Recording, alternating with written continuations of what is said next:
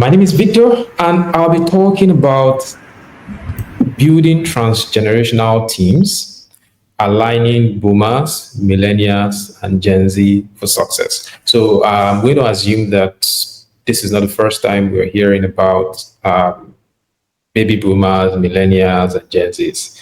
From some of the comments I saw, I think a couple of people that have said they're joining from somewhere are joining from Gen Zs, because the way baby boomers introduce themselves is different. You say things like, "My name is Doctor. I am Doctor A Abib. I'm joining from UAC PLC. I am glad to be here today." It really has a presence, but some of the comments I can see that some of us are Gen Zs, maybe some millennials. But thank you very much, everyone, for being here today. My aim at the end of today's session is that we would all have an understanding of how we can work better and more collaboratively across generations for success. So let's get right into it. I like to try and make this as very practical as much as possible. Give some practical examples, some of the things that I've seen in my own experience, and some of the things that I've also seen work. So the reality today is that for the first time in history, we have about 4 or 5 generations working all together at the same time in the workplace as we have it today, right? So you have people who are as old as 64, people who are as old as 70 in the workplace today. And at the same time, you have people that are young enough to be their grandchildren in the same workplace. You have, people who are 18, people who are 20, working in the same place as people who are 70, 80, taking the same elevator, to get to their offices and all of that. So it's the reality that we have today, and it's not about to go away anytime soon.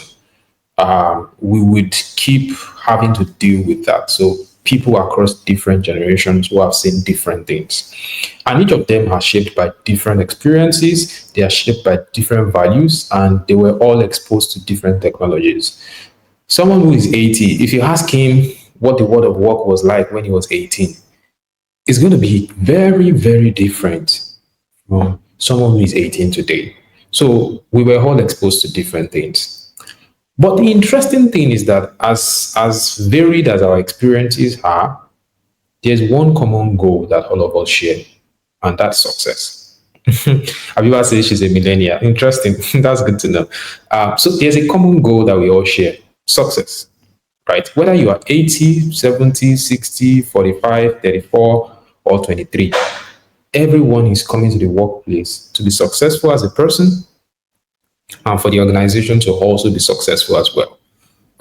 Because you would not be going to work if you want to be a failure. Like, I want to fail as a person, right? And I keep going to work. No, what you want is success for yourself, and what you want is success for the business that you work for. Because when the business fails, it means that you lose your job. So there's a common goal that we all share, and that's one common ground that we all have: success. So why does this matter? It matters because innovation thrives on diversity of thought. There's a quote that says that variety is the spice of life, right? It means that if we bring different things together, that's what makes it beautiful, right? There's no good soup that you can cook. That is just one thing you will use for cooking it. At the very least, you have to add water. At the very least, you have to have maybe a seasoning or maybe a condiment or something. So there's that variety. And one of the things that makes Nigeria, one of the things that make Africa beautiful is the variety of culture, the variety of norms, the variety in the way people think, the diversity in the way people approach things. So it makes innovation really, really beautiful, right?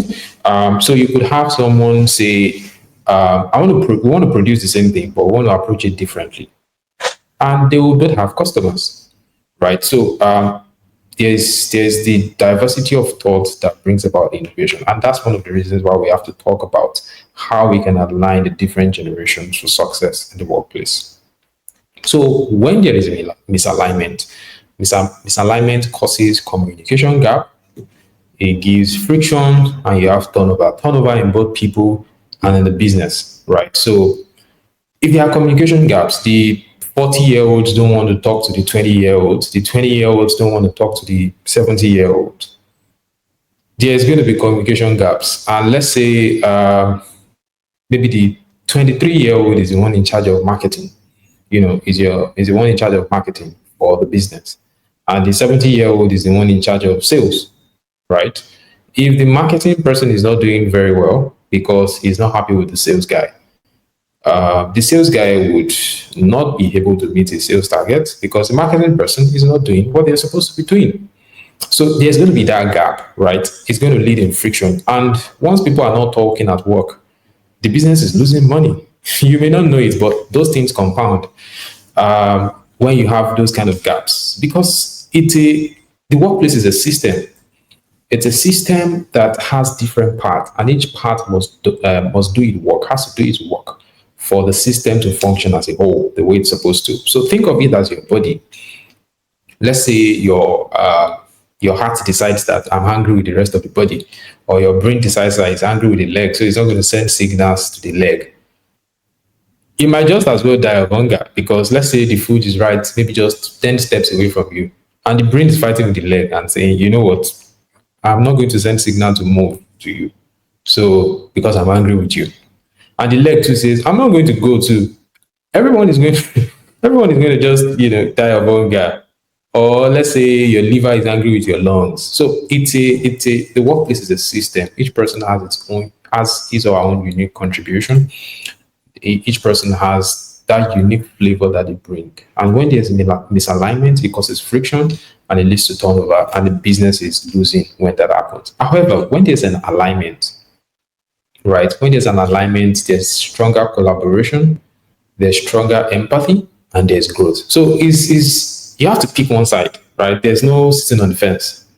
It's either you make this thing work for you or you ignore it and you watch it come around and hurt you. So when you're misaligned, the business loses money. But when you're aligned, the business grows. So I've moved past this slide though, so you can just go maybe 2 slides forward.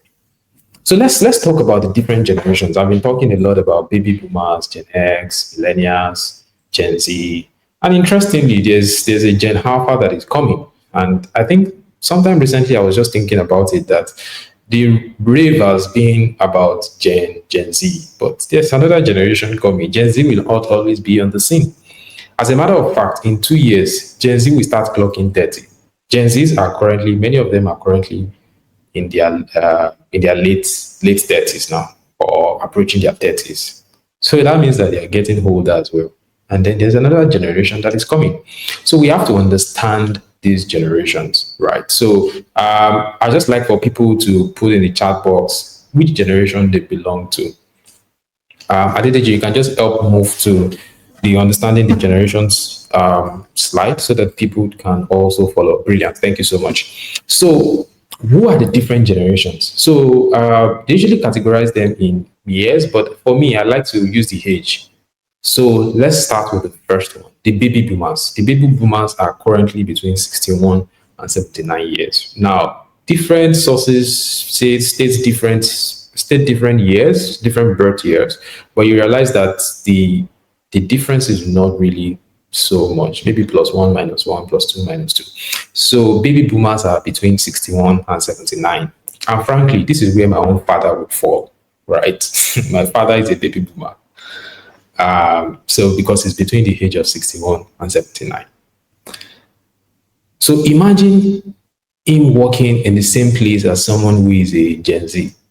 He's just going to think of this person is, I have your type at all.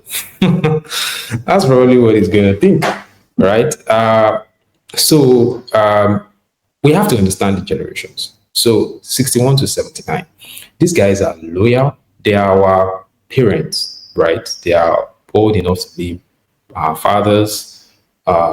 They've been in the workforce for a very, very long time. If someone is 80 or if they are 70 today, if they started working, at 30, it means they've been working for about 50 years. I am not 40 years yet. That means that they've been working longer than I was born. That's what it means. So these guys are loyal, they are disciplined, and they value stability. So you would find that amongst many of them, they've spent all those 40 years has been in just one organization. The moment they get into one organization like this, they are not leaving. 1 year, 2 years, 3 years, they're not going anywhere. You're right. That's most likely where they will retire. And they've built the foundation of many of the modern workplaces that we see today. So if you look at it, some of the companies that have been around for 30 years, 40 years, it was these baby boomers that started some of them, right? If you look at the Guinness PLC today, it was sustained by baby boomers, right? There was that critical transition. If you look at many of the guys listed on the stock exchange today, you will realize that some of them, were founded by baby boomers, or some of their core workforce, or some of the people that led them into their prosperous years were baby boomers. Then we have the Gen X. These guys are between 45 and 60 years. Some people refer to them as the bridge between the older generation who are leaving the workforce, because the truth is that we will all get old, right? And we would all leave the scene, whether you like it or not. No one is going to work forever.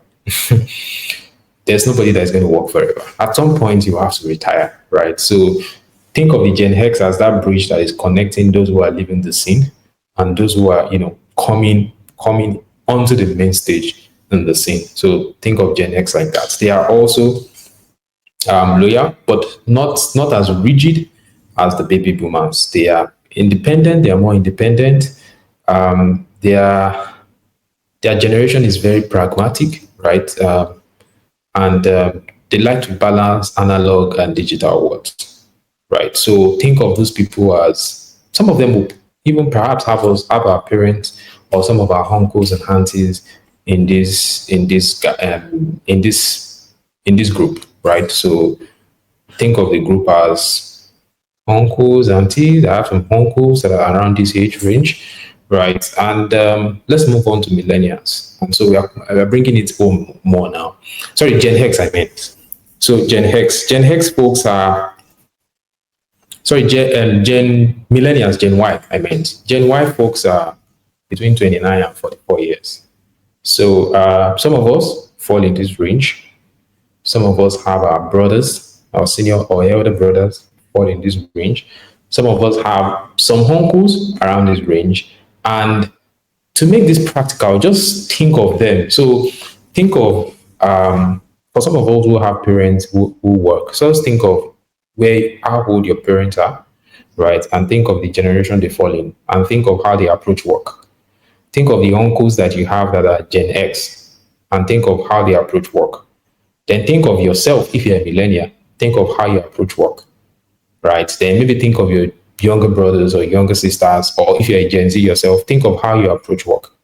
And it helps you put into perspective how these different generations work. We all have different styles, different approaches, approach to work. And it is based on the reality of our generation as at the time when we came into the workplace, right? So, and interestingly, there's a Gen Alpha. I am afraid of this generation because no one really knows.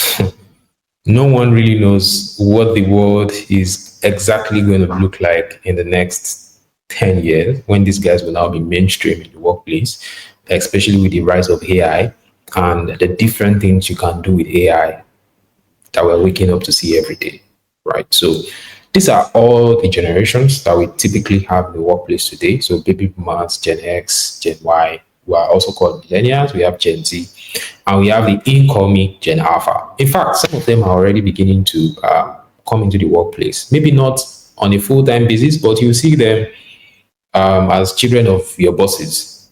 Maybe they're on holiday and your boss decides to maybe ask his child to come and maybe just intern with the company instead of, or maybe just observe instead of sitting at home doing nothing. So if he comes to the office, he's going to help around with one or two things. And, whether you like it or not, they are seeing the things that you're doing at work and they are learning a thing or two from there.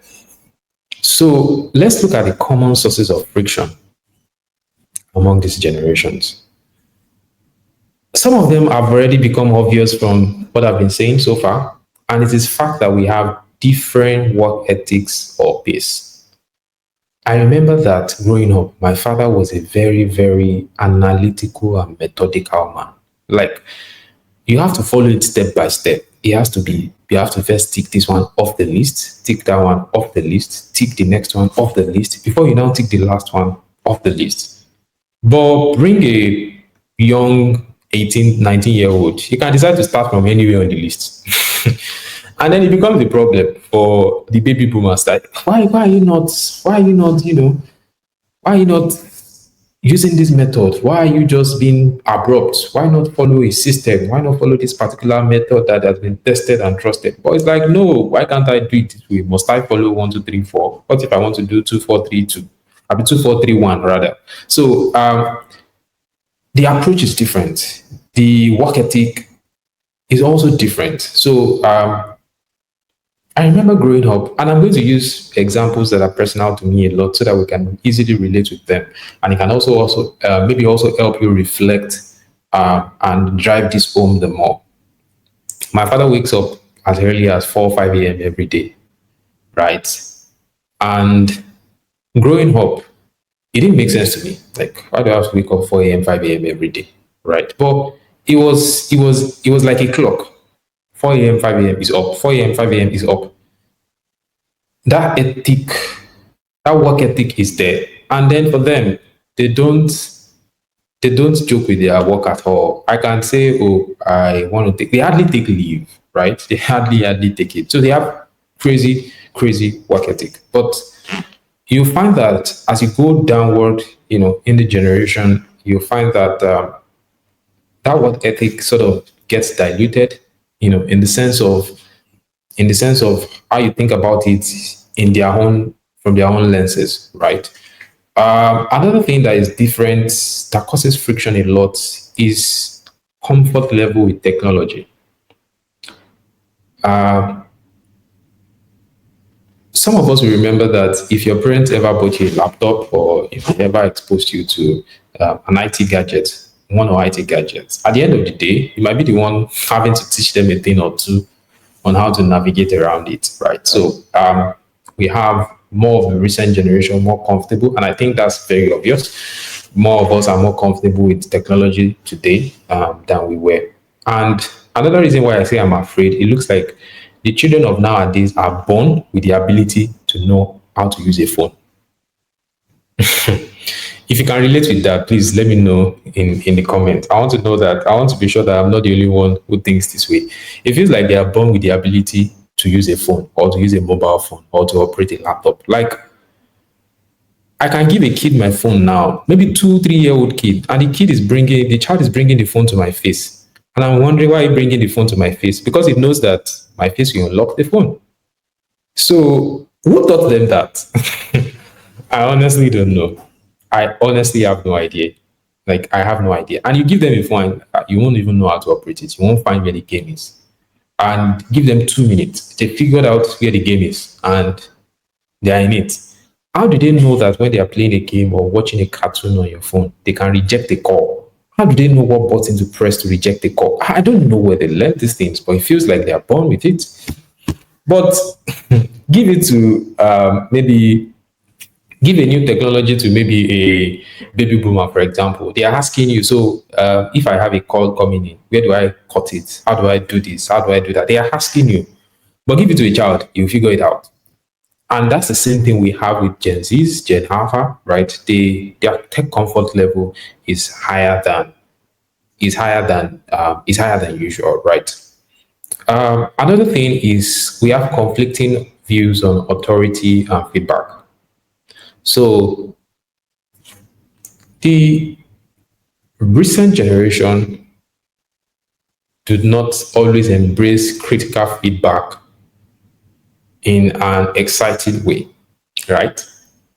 They want you to pamper them. They want you to rub their head, give them feedback in a very, very nice way.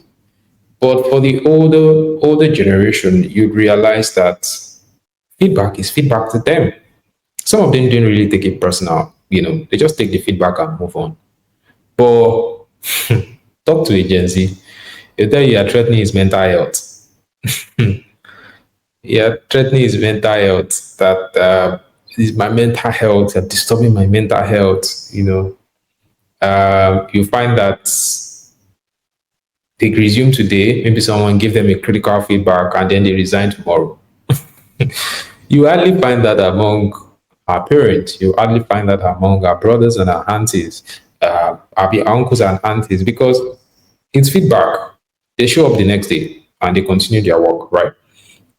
So those are some of the sources of friction that you find typically in the workplace. So how do we bridge this? How do we solve the problem? And I think this is the meat of my conversation here today. If we're able to get this, I think that the workplace will be better for it. It is obvious that how we approach work is different. It is obvious that our realities, they are all very different. It is obvious that we would not all think the same way, right? So one of the first things we must do, so I've used an acronym, BRIDGE, so that it's easy to remember. We must build respect for differences. And I think that's the first step to progress. If you do not respect someone else's difference, you would not be able to see things from their lenses. Right. So we must respect the difference, that this person will always be different from me. And I'll have to respect that. I will always be different from this person, and how I approach things would always be different. Right? I might want to work in a workplace that is going to take care of my mental health. And another person who is maybe 65 years old just want to work in a workplace where salary is constant and consistent and he has job security. Right? He has job security. Someone, Miriam is saying our mental health is important. You see, you would hardly hear that from a baby boomer, right? Because they just want job security. They want somewhere where they are going to be loyal and the company would also be loyal to them, and they're good. So the first step is that we must all respect the differences across the divide. Then we must realign around shared goals. That's the next step. I have said that all of us are in a workplace for success. That's a common theme. Everybody wants to succeed, whether you want to be successful personally or you want to be successful within the organization or you want the organization to be successful. Success is a shared goal. So we must all realign around this. And if the organization has defined success as we want to be able to make profit after tax of 40 million naira this year, that's a goal. And whether you are a Gen Z or a baby boomer or a Gen X, whatever generation you fall in, it doesn't really count. What is important is the goal that we set before ourselves. And so we must realign around how we want to meet that goal. And that's a shared goal that we have. The next step is to integrate our diverse strengths. And diverse strength here means that each generation has things that they are very, very strong at, right? I'm going to give us an example.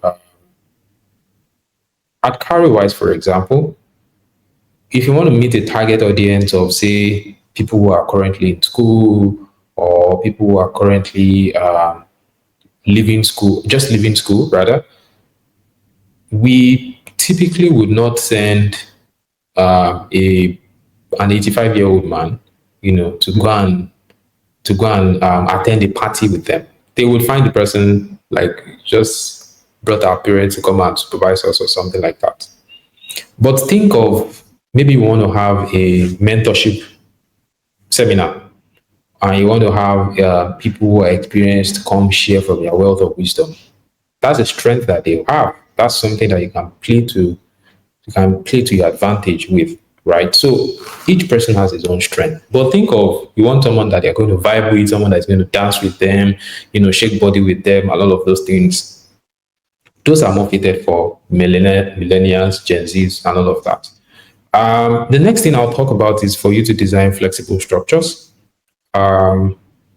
And by flexible structure, I mean that the organization should not be rigid.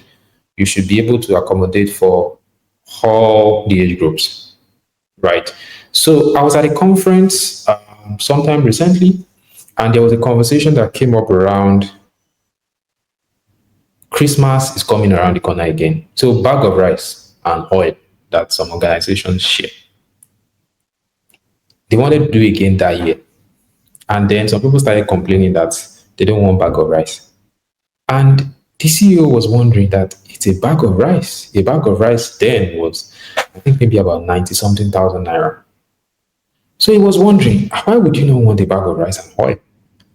So he tried to ask some questions. And some people said that, some Gen Z said that, when will I finish the bag of rice?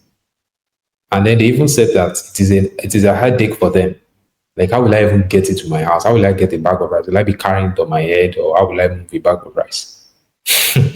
And he found it very funny that if I'm giving you 96,000 naira and you're worried about how you want to move it, but that's what that it didn't count to them. So he asked them, what do they want? They said, give them a voucher.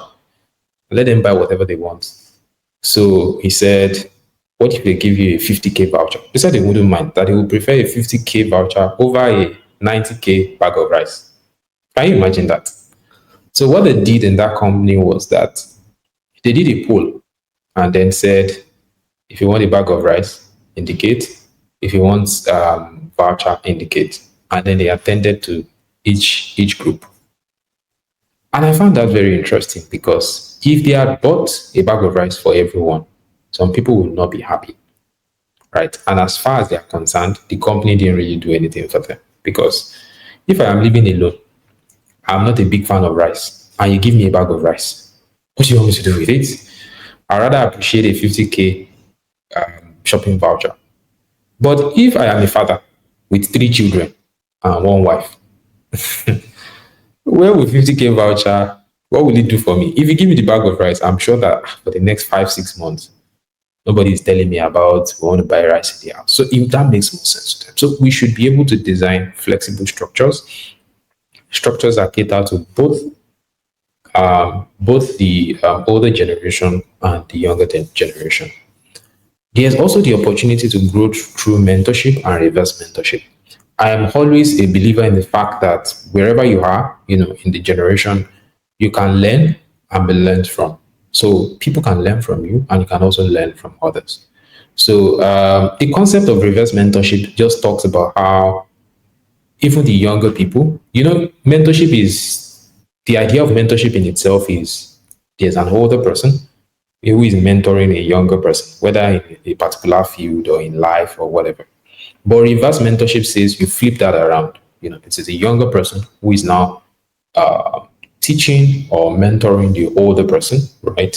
And this is usually around things like technology. So you have maybe your C-suite leaders are not very conversant with using technology, and then you're mentoring them on that. So that's reverse mentorship coming into play.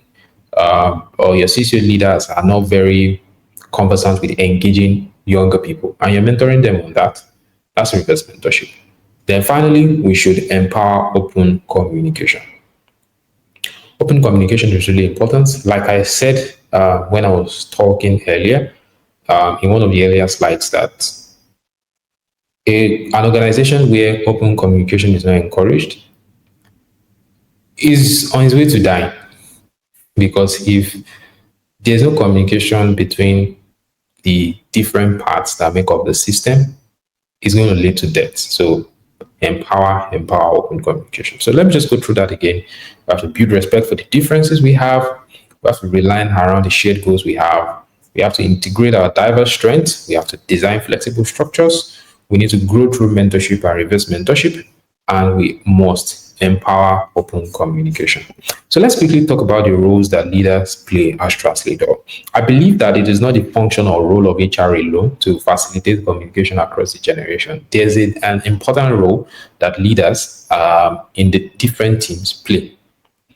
Leaders must decode and bridge generational language. So you must be able to understand when your 18-year-old is telling you that, sir, I don't think this idea is giving. And then you're wondering, what do you mean by it's giving? It's giving what? It feels like an incomplete statement, but he's just trying to tell you that it doesn't make sense. So you must be able to decode what they are saying. And then at the same time, you must also be able to decode what the older generations are saying as well. For them, they use non-verbal cues a lot. Your boss might not say anything, but he will look at you one way, you know that what you are saying does not make sense. So you just stop talking. So we must all be able to, decode and work around that. There's also the part of creating psychological safety for every voice. We are just all different, and every one of us must feel safe, regardless of generational divides that we fall in. Then we must also encourage cross-generational mentorship. And like the examples I've been using, let the fathers, let them mentor the uncles, let the uncles mentor the brothers, let the brothers mentor the siblings, the junior siblings, the younger siblings. Let there be, cross-generational mentorship. Let's all help each other to achieve the success that we are all in the workplace for. I'm going to rush through some of the other slides because some of the points I wanted to make in them I already made earlier. So we can have one team and many lenses, but what it helps us do is to co-create values and team rituals, right? So we should be able to co-create values and team rituals. Team rituals. So build team rituals, things that everyone in the team is always looking forward to. The Gen Zs are looking to learn. The baby boomers are also looking to learn one thing or the other. We must blend formal and informal communication. I know this can be a little bit difficult, especially given organizations have different culture and how they approach this. Some organizations are a stickler for formal and formal communication only, right? But regardless, we must be able to, regardless of that, we must be able to blend formal and informal communication to our own advantage. To our own advantage. Well, we must also offer growth opportunities across age boundaries. There must be growth opportunities across age boundary. It doesn't mean it's not unless you are 34, you cannot be a manager, or unless you are 45, you can't lead a team. No, there should be growth opportunities across age boundaries, such that each person is able to connect and they're able to see that there's a growth for me here, regardless of how old I am. We must also recognize contributions equally. We must not recognize the contributions of baby boomers who are doing exactly what a Gen Z is doing, and then recognize them more because they are older. No. And here's what I mean. Say you have people with similar goals, and they both achieve their goals equally with the same effect, the same impact on the business. You don't reward one over the other on the basis of generation. You can reward them equally, right? You must recognize contributions equally. Or someone has contributed something today, and then you water that down, and then someone else did something tomorrow, and then you're making that look overblowing it out of proportion.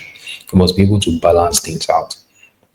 I also talked about this. I think what I would just talk about this is hybrid feedback systems also helps. So get feedback, encourage people to give feedback, right? I also talked about reverse mentorship earlier. Then have cross-generational project teams as well. So maybe when you have a project or you have something to work on, or there's a task to carry out, encourage different people being on that. I'm a big fan of diversity. In fact, whenever we want to do a project, it's one of the things I'm always thinking about. Do I have a guy on this team? Do I have a lady on this team? Do I have someone who has a taste for this on this team? Do I have someone who has a taste for that? So I'm looking at some of those things because they really, really come into play when you want to have a rounded and balanced project outcome. So that everybody is not just sleeping and facing the same direction and looking at things the same way. No, we must all be able to bring in our unique contributions. And then finally, the future of work is intergenerational. What that means is that it's going to be across different generations. One generation is not going to be at the workplace per time. It is going to be across generation. So, and the goal is that we have to coexist and co-create. We have to be able to align around our values and not our bet years. Because in strength is where we have experience, we have energy, and we have empathy. And when generations collaborate, they build long-lasting legacies. And that will be the end. I hope we've learned one thing or the other. I hope we've learned a thing or two. I hope this has been worth your time. I'm going to take questions now, if there are any. Thank you once again to the entire Zuria team for having me. Yes, wow, thank you so much, Victor. Thanks for this incredible presentation. You have given us not just the framework around this topic, but the real language to talk about generational collaboration in a very impressive way. And I especially love how the BRIC model gives us like an actionable steps. It's not just about the theory, it's something we can start implementing starting from today in our different organizations. So that's idea of moving from coexistence to co-creation really resonates. It's not just about tolerating differences, but actively leveraging them to build something stronger together. When you mentioned something about maybe a Gen Z speaking to, let's say, a baby boomer and saying the idea is not giving, right? I could relate because I once worked with the manager, and I think it was even like a WhatsApp chat you have a same group on WhatsApp, and I said the concept cannot fly. I said, I did it. What's the meaning of the concept cannot fly? Cannot fly. That's like former. That's even former. She was like, using that, the idea cannot work. Was the idea cannot fly? I said, I didn't even go the route of the idea is not given. Right. Yeah. And from that time, I had to change my language, and I had to be, extremely formal. Another instance I had is I was managing a group of SMEs, subject matter experts, at some point, and so our first conversation, I just sent an email to everyone, and I said, dear, and I just used their first name. And when they came on site for the retreat, I was like, oh, you are Adeyemo. You sent me an email. You didn't know me from anywhere, and you are calling me by my first name. At least the first email you should use Miss. And that actually, from that time out to, that actually gave me some sense of consciousness into this how to manage people across board. The use of language is very essential. The communication style is very essential. What interests them, the bag of rice that you mentioned and a voucher, it's actually like a very, interesting instance, because I could imagine, how am I going to carry that bag of rice from my office, let's say from Lekki to somewhere else? It's quite disturbing. They don't want stress. They just want something that, the Gen Z, the Gen Alpha, as you mentioned, right? It's they are what's getting scared of, because they have like a whole lot. They have the technology at a faster pace, not at a fast pace, not faster pace compared to the Gen Z. So thank you so much for this section. So I'm going to be now. I would love to open this up to our participant, the audience, right?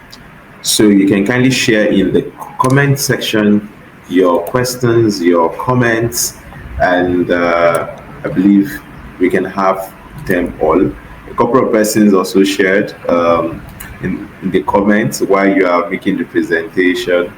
Let me just go. Yes, while you are making the presentation around, let me just do that. So we have Abiba saying the Gen Alpha are really worrisome, very smart. They are right, as if they are on with it. Yeah. So Abiba also mentioned that mental health started when Gen Z joined the workforce. Actually, very interesting. I think some years back we had an interview with a couple of persons. Yeah, they were even lawyers, and the lady was like, oh, on Saturdays, because of some engagement with some clients, you might be required to come like 2 hours just to have like an engagement, especially for the people that are busy during the week. So like, no, my mental health. The managing partner just said, mental health, what's the meaning of that? And it has become like a random word to some believe some people must believe that it's just an escape route from taking ownership. That's pretty different perspective.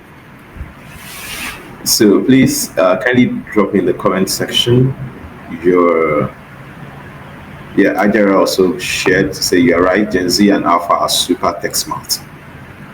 Thank you so much for that comment as well. So please, we'd like to get more comments, ask your questions, drop them in the chats and in the comment section so that it can be attended to. Thank you so much as you do that. I know that possibly there will be lag between from LinkedIn to the back end to get all the questions dropping. But in case that the questions are unable to drop, I believe that Victor can actually attend to them in the comment section on LinkedIn as well. So thank you so much. Please, I look forward to getting your questions and comments. All right. So just a moment, questions.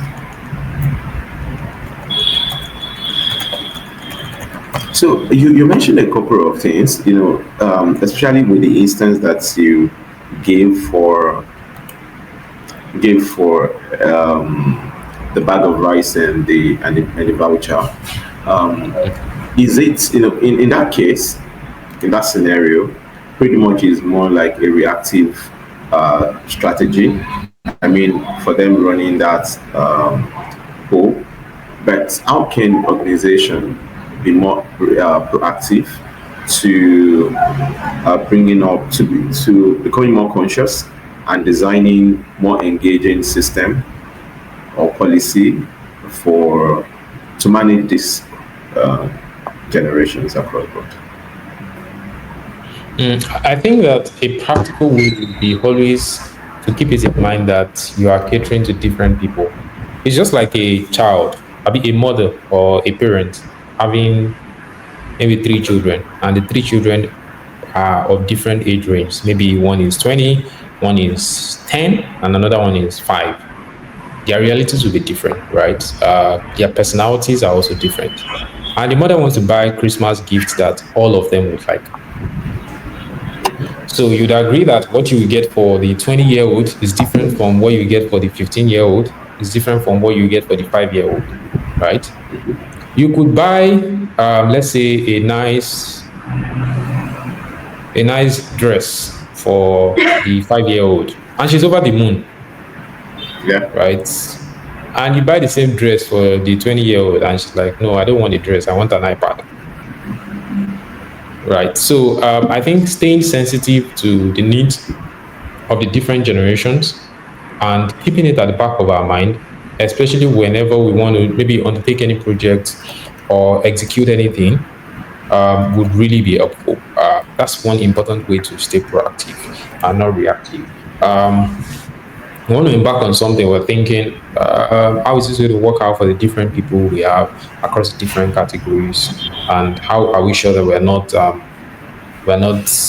alienating any one of them? So I think that's one practical way to stay proactive. Just think of the example of the mother with 3 children who have like 7 years each between them. So what you get for one is not what you get for the other. And whenever you want to do something, you have to, even if you want to dish their food, right?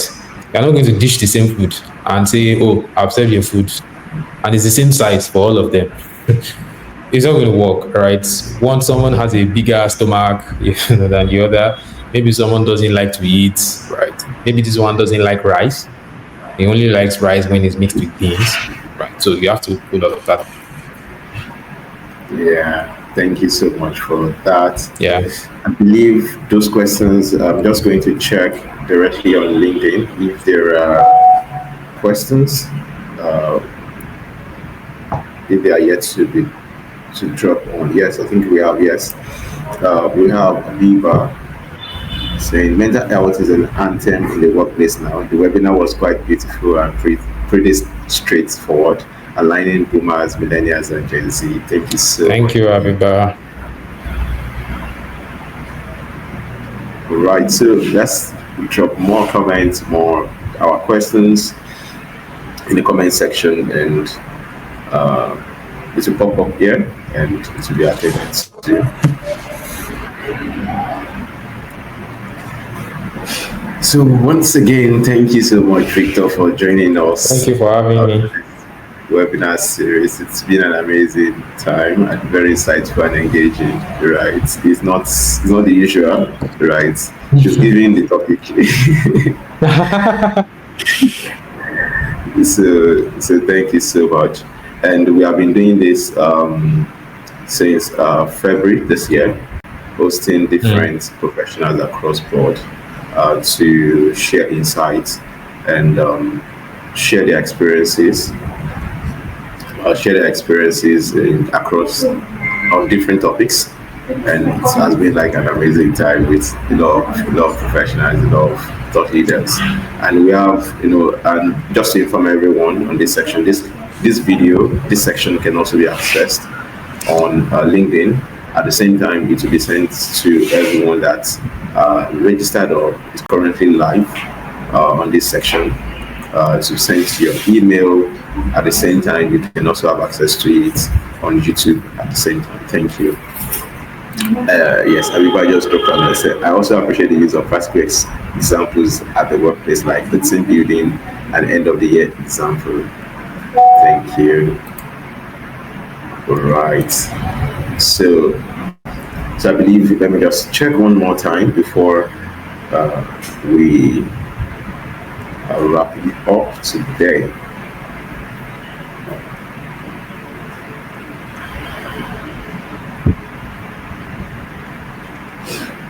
All right.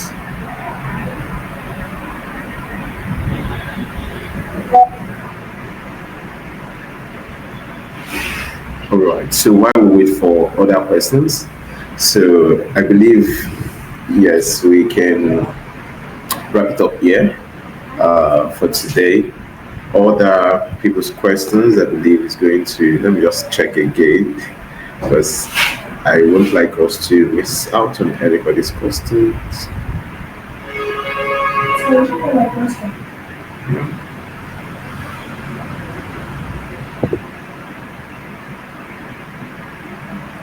All right, I think Miriam is asking a question, although it has not popped up, so it's currently on LinkedIn. So you mentioned reverse mentoring, sir. What are some practical ways to make it work without making either side, I mean the older generation mostly, feel uncomfortable? Sorry, can you take that question again? I didn't hear the first part. Well. You mentioned reverse mentoring. What are some practical ways to make it work without making either side, the older generation mostly, feel uncomfortable? I think make it beneficial for both parties. So say a 30-45 minute session where a mentor is going to come and share on he's supposed to come and share on his career journey, lessons from my career, and then he comes around for 30 minutes, shares for 30 minutes, and after the thing, the younger folks decide that we're going to show you or teach you how to upload this on Snapchat, or we're going to teach you how to Facebook Live to share this to reach a wider audience, right? The man is interested, the older person is interested in pouring from his wealth of wisdom to younger people. And if you give him the opportunity to reach more people, he's excited about it. So that's the goal. That's what he wants. But the young people are also interested in connecting with him, right? And so the common ground is that we want to go on Facebook Live or we want to use LinkedIn Live, but this person doesn't know how to use it. So we'll teach him how to, right? He shares, and then you come on board and show him, oh, you did this way, you do it that way. Before you know what's happening, both generations are already connecting. So you must find what each one wants, right? What is important to them. find the common ground and find a way to marry that common ground together in a way that will get both people or both parties collaborating. I don't know if I Yes, thank did you. justice to the question. Yes, thank you so much. Thank you for explaining that. Yeah, so I believe there are a lot of questions that we also be dropping. Maybe once they dropped, we are going to tag you on LinkedIn so that No you problem. can No problem at all. attend to them. So once again, thank you so much. On behalf of the entire team at Serial, we appreciate your insights and for making yourself available for today's section. And to all of you, our amazing participants as well, thank you for sharing your thoughts, uh, your active engagement in the comment section and the chat, and for investing your time in your own growth as leaders. So if you take one thing from today, let it be this. Building bridges across generations isn't just a leadership skill, it is a strategic advantage. And I want to mention again, a recording of this section and this of this section will be shared via email for us to have access to it and go over it.